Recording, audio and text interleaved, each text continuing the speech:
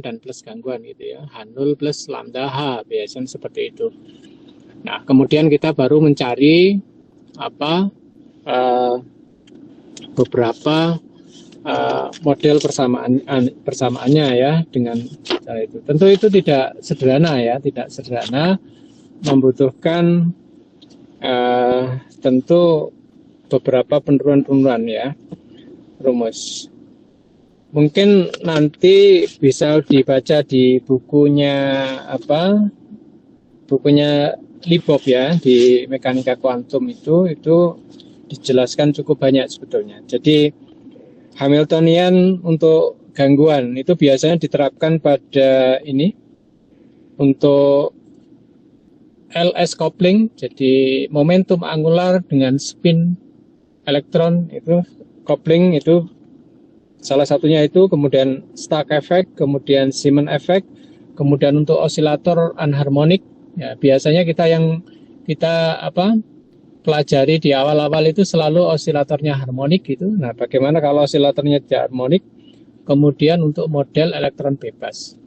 Jadi biasanya juga kita belajar kalau di model atom hidrogen itu kan atom dengan jumlah 1 elektron, tapi bukan elektron bebas. Nah, nanti kalau elektron bebas itu ada sendiri ya pemodelannya. Nah, itu memberikan beberapa bentuk formula Hamiltonian. Ya, itu ya, operator Hamiltoniannya. Nah, untuk seperti tadi yang dijelaskan itu, kalau efek Simon itu lingkungannya adalah medan magnet ya, medan magnet.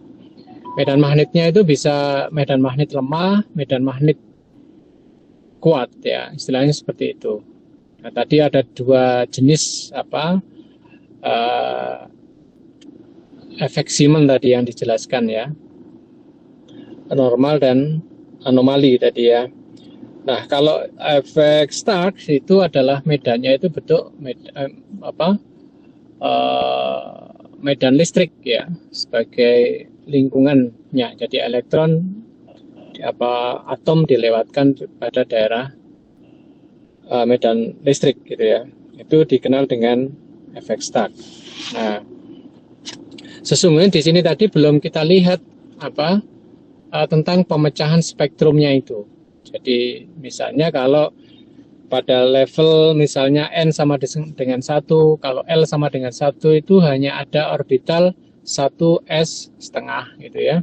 Nah, itu apa yang terjadi jika diletakkan sebelum ada medan magnet dan setelah ada medan magnet, atau ada pengaruh atau efek medan magnet dan sebelum ya. Begitu pula pada level N sama dengan 2, pada kulit kedua.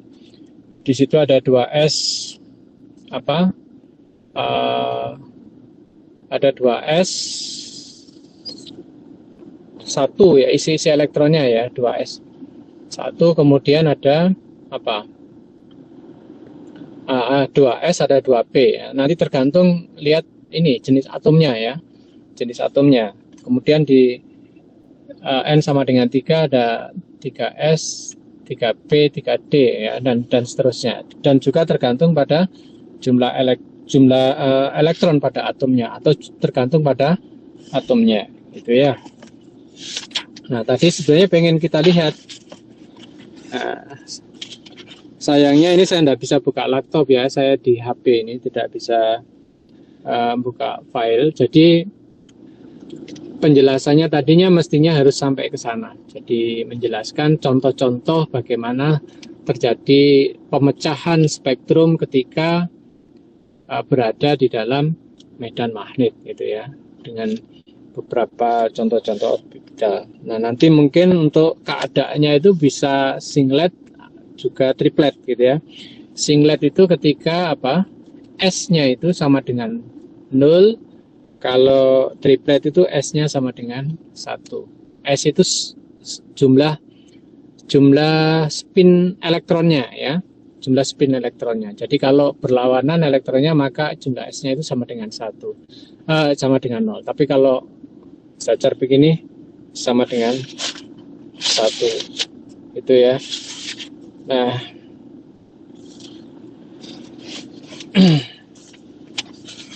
ini saya tidak bisa buka laptop ya. Jadi gitu ya. Jadi coba sekarang ditampilkan lagi yang PPT-nya tadi. Saya pengen lihat untuk mencermati. Masih kurang sebetulnya penjelasannya tadi itu ya.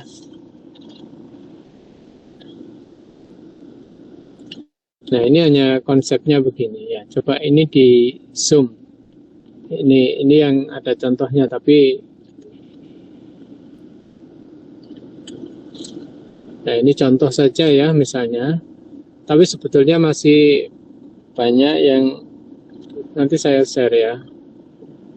Jadi kalau misalnya ini ada spektrumnya, ini kan tunggal ya. Yang putih itu dianggap aja spektrum. Jadi sebetulnya pada percobaannya itu cahaya itu ditangkap oleh film gitu ya. Jadi kalau kita di ruang gelap itu, di ruang gelap kemudian di sana di tembok sana itu ada layar gelap gitu, hitam. Kemudian cahaya kita tembakkan ke sana maka akan terbentuk garis-garis terang gitu ya. Jadi kalau misalnya yang di sebelah kiri ini, misalnya ini apa? Atom hidrogen ya, yang singlet ya, singlet itu S-nya sama dengan 0. Jadi, kemudian tidak ada medan magnet, berarti hanya tampak satu spektrum saja, garis terang satu gitu ya. Nah, kemudian ketika di ruangannya itu di on kan medan magnetnya, maka terjadi pemisahan. Jadi seolah-olah satu spektrum tadi pecah jadi 3 gitu ya. Jadi 3. Nah, yang tengah itu levelnya sama dengan spektrum awal ketika tidak ada medan magnet, kemudian seolah-olah ada duplikat spektrum ke atas ke bawah gitu ya. Ke atas ke bawah yang jaraknya sama, mempunyai frekuensi yang sama tetapi diberi tanda yang berbeda gitu ya. Positif negatif gitu. Nah, kemudian yang sebelah kanan,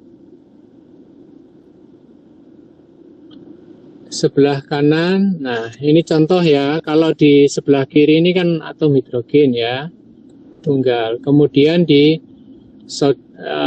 Na ini ya, atom Na. Jadi begini, makanya kita harus buka lagi pelajaran waktu SMA atau waktu kuliah fisika modern ya, terkait dengan elektron valensi. Jadi biasanya yang paling berperan di sini adalah elektron valensi, yaitu elektron yang berada di orbital terluar ya, terluar dari atom itu. Itu yang dia berperan ya, berperan untuk berinteraksi, berikatan dan seterusnya dengan atom-atom lain. Nah, coba sekarang kalau kita lihat sodium. Sodium itu Na ya. Na. Na itu bilangan atomnya berapa?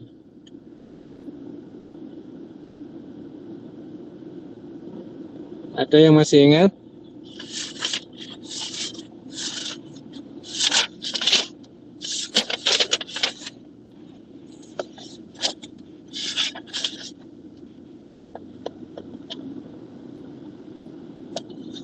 Halo? 11, Pak. Iya, Bapak. Yes.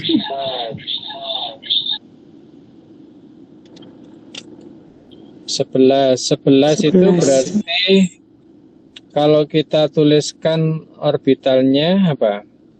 11 itu kan kulit Kl ya, Kl. 1s, 2s, 2p itu terisi lengkap ya, terisi lengkap. Jadi kita pakai konfigurasi neon untuk gas mulianya. Berarti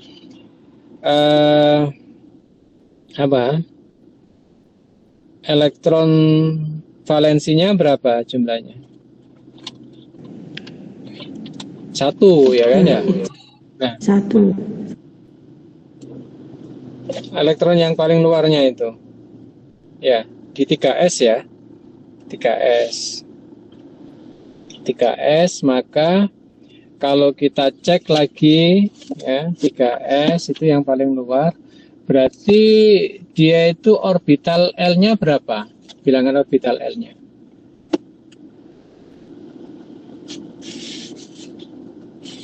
Kan ditulis gini ya, 1S2 ya, 2S2 2P berapa?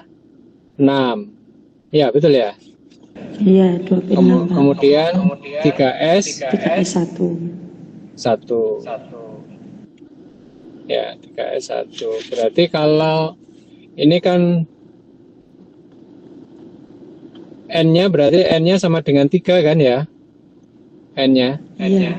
Iya, Pak. N-nya 3, N-nya sama dengan 3 N-nya sama dengan 3 berarti N-nya 3 berarti kalau begitu apa lambang apa keadaannya ya, konfigurasinya tadi, kemudian kalau kita tulis di ground state-nya itu berarti apa?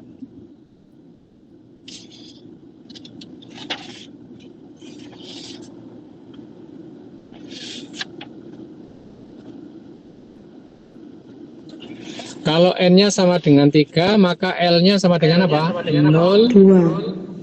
0, 1, 2, ya kan? 0, 1, 2. Kalau M-nya itu kan antara min L sampai plus L, atau 0 plus minus L, kan gitu ya sebelahnya itu.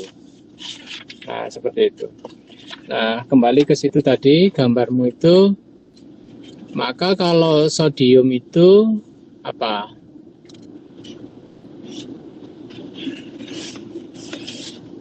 Ini yang duplet ya.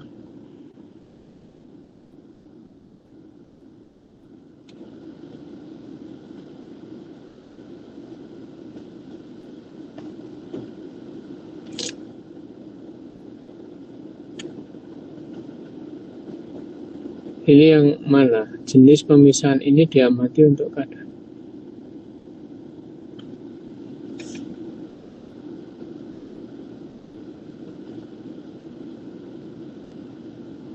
Nah, ini butuh penjelasan lagi nih. Ada yang ini, siapa tadi? Yang nulis ini siapa ini? Yang nulis ini. Ini yang anomali ya. Yang anomali.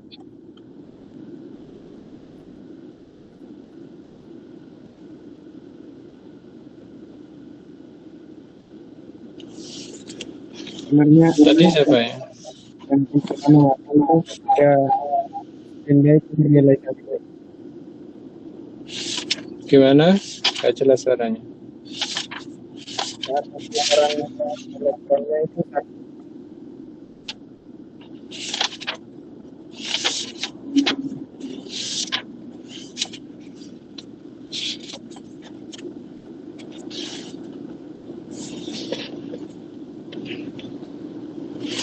Halo?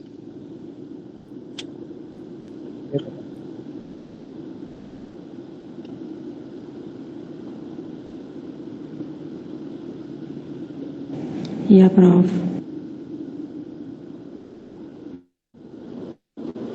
Untuk duplet triplet ini loh, kalau di sodium di Na ini ada apa kejadian kita sebut sebagai sodium duplet. Kemudian kalau zinc ini di zinc itu apa Zn ya.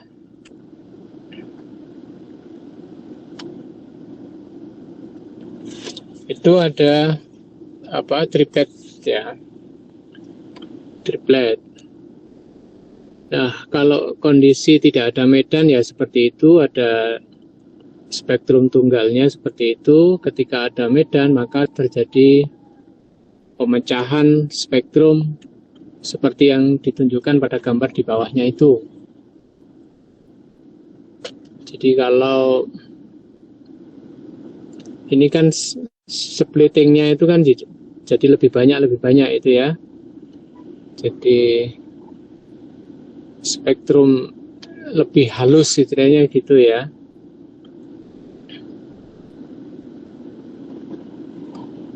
Ini apa? Siapa yang nulis ini? Mbak Risa ya? Mbak Risa apa siapa ya? Iya. Iya, Prof. Apa penjelasan Mbak? Tambahannya.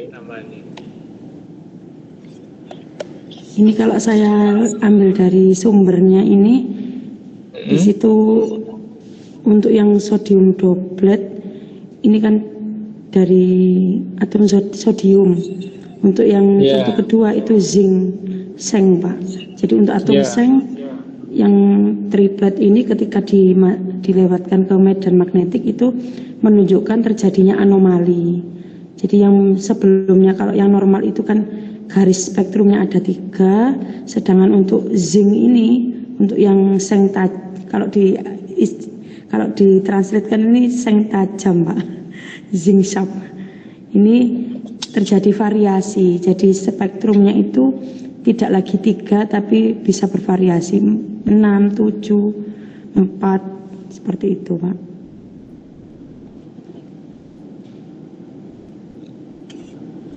Ya, itu memang namanya anomali ya, kejadian tidak biasa.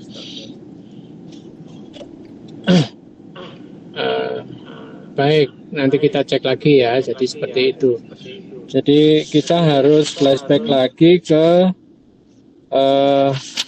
ini, ke tentang konsep orbital itu ya, konsep atom orbital ya. Nanti catatannya saya share lagi. Kemudian berikutnya, coba halaman berikutnya.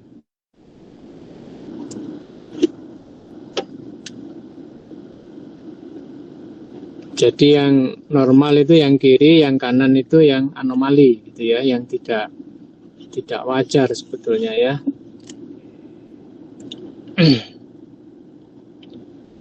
Kemudian halaman berikutnya Mbak, ini setelah ini apa? Nah ini penjelasan saja ya. Nanti di efek Siemens ini ada yang kita sebut sebagai momen magnetik ya. Jadi momen magnetik orbital.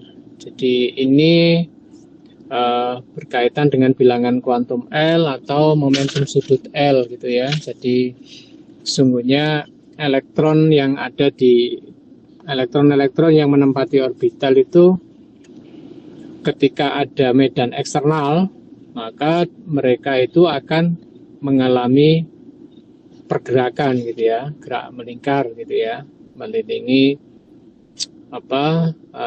membentuk lintasan lingkaran gitu ya.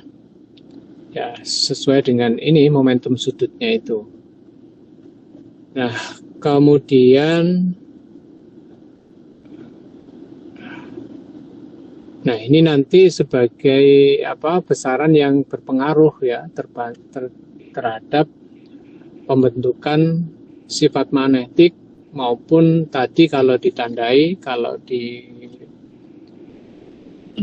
dari spektrumnya, maka itu yang akan berperan menghasilkan pola spektrum ya dari atom ya, khususnya ketika mereka atau atom itu berada di dalam medan magnetik gitu ya, seperti itu. Nah, kemudian ini kan ada 2 besaran sebetulnya. Jadi L-nya itu orbitalnya, kemudian ada spin elektronnya. Jadi elektron itu selain dia berputar pada ya dirinya sendiri gitu ya, berputar, dia juga mengelilingi L gitu ya. Itu kalau kita lihat di model coupling LS gitu ya. Jadi si elektron yang tadi menempati orbital ya di spin up spin down yang nilainya setengah dan plus setengah dan minus setengah tadi itu, dia speed, jadi dia mengelilingi berputar ya pada dirinya, kemudian dia juga berputar pada terhadap L-nya, terhadap L. Nah, itu dinyatakan dengan formulasi seperti ini ya, seperti ini. Terus lanjut, Mbak. Memang di sini matematikanya agak di ini ya. Nah, ini besarannya, G-nya, kemudian lanjut. Oh, sudah selesai. Sebenarnya masih panjang itu ya, ceritanya masih ada lagi sebetulnya.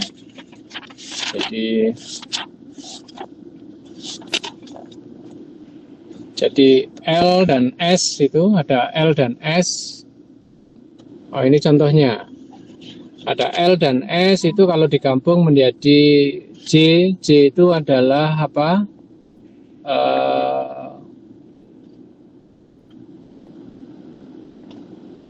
J itu adalah kita sebut sebagai total angular momentum. Ya, momentum angular total itu J. J itu sama dengan L ditambah S. Ya, dari situ ya, ini kopling LS. Kemudian kalau kita gambarkan nanti L.S itu sebagai Hamiltoniannya kemudian digunakan untuk menyelesaikan dinamika orbital ini ya, interaksi antara L dan S. Nah, dari situ nanti kita bisa menggambarkan secara teori bentuk dari keadaan orbital ya, keadaan orbital. Nah, nanti ini saya juga untuk jadi bahan diskusi. Nah, baik, ini kan gambarannya seperti tadi ya, untuk contoh Siemens pada atom hidrogen tadi ya, yang normal ini ya. Ini adalah contoh yang normal. Jadi coba diperhatikan yang ini.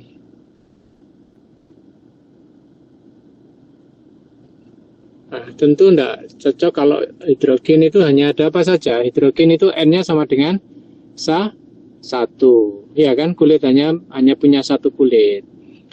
Dan N sama dengan 1, maka L-nya sama dengan 0. L-nya sama dengan 0, maka M-nya sama dengan 0 juga. Ya.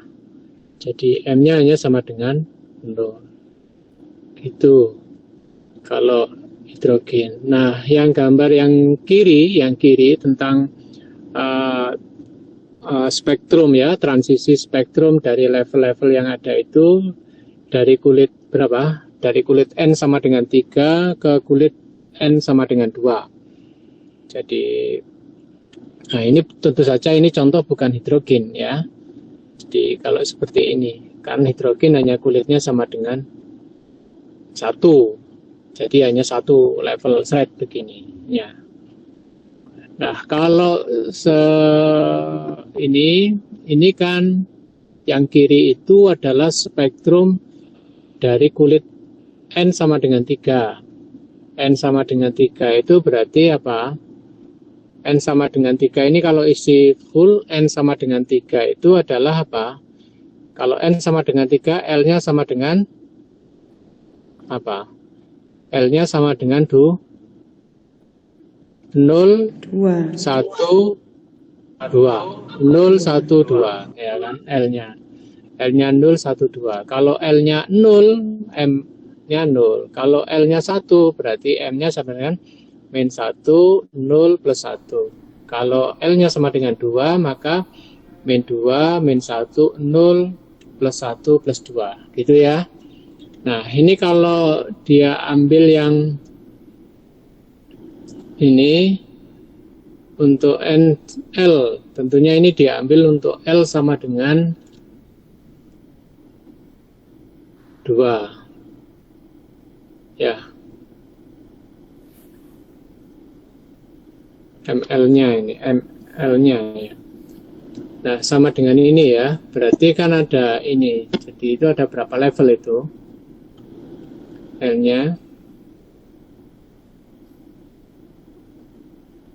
Jadi kan kalau N sama dengan 3 berarti L-nya 0 plus minus 1 plus minus 2 kan gitu ya. Ada 5 itu ya. Itu harusnya ada berapa? 10 elektron. Kalau misalnya terisi penuh gitu ya. Ada 5. Nah, itu kalau misalnya terjadi transisi begini, misalnya dari kita urut dari kanan, misalnya dari min 2 ke min 1 di level n sama dengan 2. Kemudian dari min 1 ke level min 1 dan 0 untuk n sama dengan 2. Nah, kemudian untuk 0, nah itu ke semua keadaan, semua state ya. Jadi mulai dari 1, 0, min 1. Kemudian yang dari 1 ke 0 dan 1. Kemudian dari 2 ke 1. Gitu ya. Nah, ini coba nanti, ini dicek, ini ada penjelasannya sebetulnya. Jadi transisinya ini ke sini ini ada penjelasannya. Kemudian ada level ininya ya, gap energinya. Jadi itu kan sebetulnya dipisahkan ya.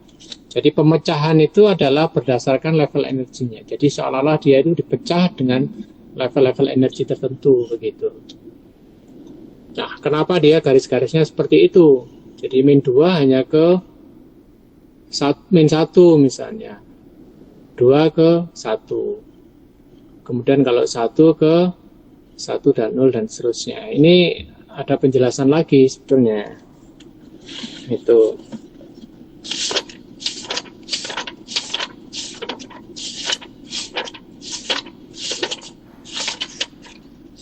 Oke, coba teruskan lagi. Meskipun ini di delta E ini menunjukkan splitting energi ya, beda energinya ya. Ini.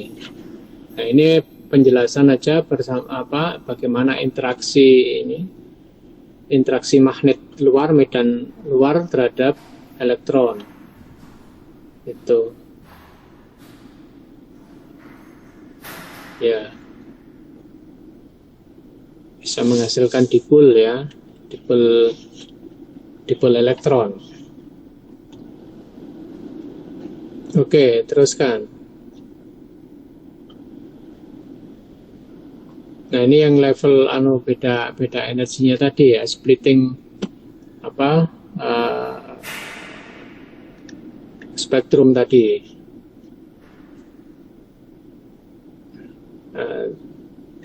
Jadi perpindahan tingkat energi ini memberikan pemisahan garis spektrum. Nah, yaitu. Jadi pemisahannya itu sebesar delta E-nya itu. Jadi itu sangat dipengaruhi oleh medan eksternalnya. Jadi B-nya itu sangat berpengaruh. Oke. Terus. Nah, ini yang saya bilang tadi. Sebetulnya yang tadi itu, jadi pendekatan secara matematik di atas tadi itu bisa juga dijelaskan dengan kuantum ya, dengan menggunakan Hamiltonian LS, coupling LS, jadi L dot S-nya itu, sehingga ketemu seperti ini. Jadi merupakan beda energinya itu atau splitting energi antar spektrumnya itu sesungguhnya secara internal itu dibangun oleh atau ditentukan oleh momentum sudut angular LS dan momen spinnya S, kemudian dikali dengan medan eksternalnya dot B nya itu ya, medan eksternalnya itu. Nah, kemudian secara sederhana bisa ini kan vektor-vektor ya, kemudian didotkan hasilnya kan skalar ini. Jadi ketemu ini. Nah, ini disebut sebagai energi interaksi magnetiknya. Ini. Nah, kemudian nanti ada besaran baru yang kita sebut sebagai GL-nya itu ya, GL. Giromagnetiknya itu. Terus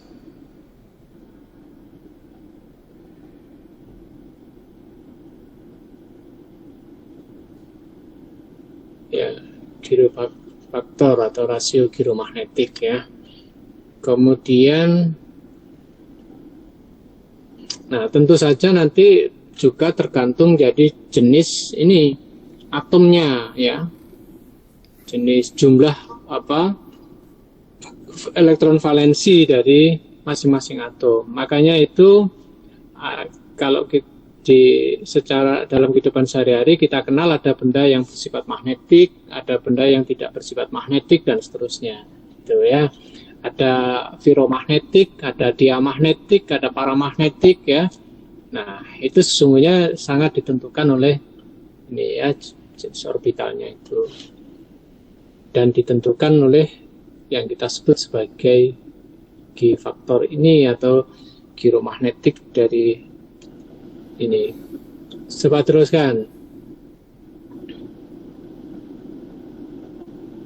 Ya, ini yang interaksinya tadi ya. Terus, nah ini lagi ya, sebenarnya balik lagi. Nah, ini di kalimat terakhir itu. Untuk medan magnetik yang sangat kuat, kopling ini rusak dan pendekatan lain harus diambil. Efek medan kuat disebut dengan efek Fashkenbach. Ya. Itu ada penjelasannya di bukunya bukunya Leboeuf ini ya. Nah, ini juga harus dibahas semuanya karena ini termasuk juga interaksi atom dengan medan magnet luar ya. Tuh. Terus Mbak.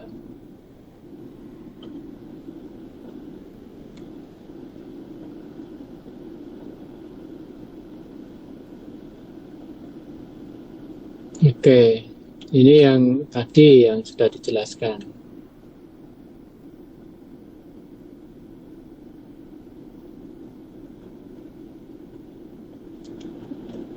Nah, tadi yang kita bahas di spektrum di atas tadi, yang kita kan masih pakai M ya, bilangan magnetik.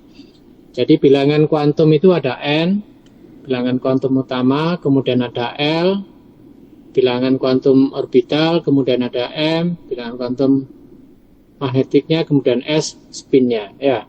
Nah, seringkali kita ke L-nya ini. Nah, L-nya ini nanti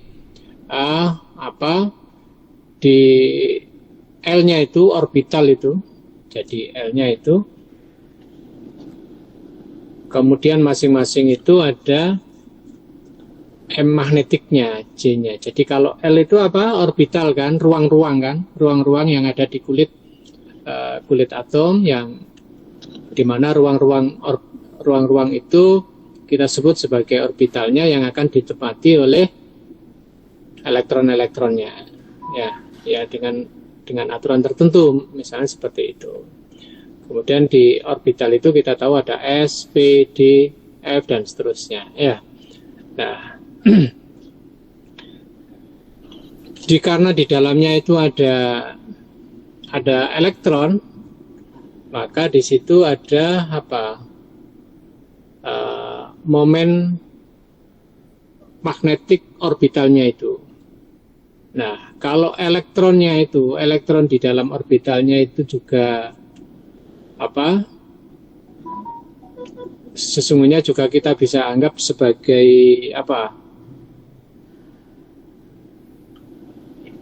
ya, dia elektron tunggal kan begitu ya, elektron yang juga kalau ada interaksi atau ada pengaruh medan dari luar, tentu saja dia akan terpengaruh dan dia akan bergerak. Maka kita di situ sebenarnya kita pakai interaksi LS sebetulnya. Jadi antara orbitalnya dan spin magnetiknya itu juga sama-sama terpengaruh atau berinteraksi gitu ya terhadap memberikan respon dari medan eksternalnya gitu. Nah, sesungguhnya keduanya ini harus dihitung kan gitu ya.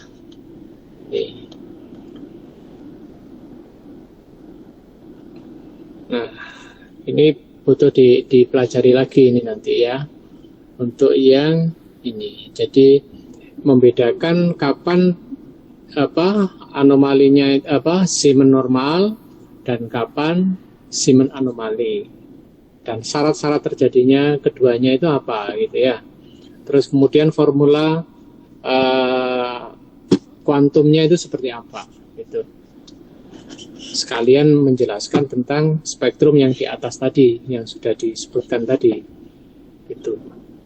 Jadi di situ kelihatan bahwa Zeeman anomali itu terjadi pada atom-atom dengan elektron banyak, ya. Tidak tunggal seperti hidrogen, ya, seperti itu. Nah, teruskan Mbak, teruskan dulu. Nah, ini yang tadi itu. Sudah sampai sini aja ya.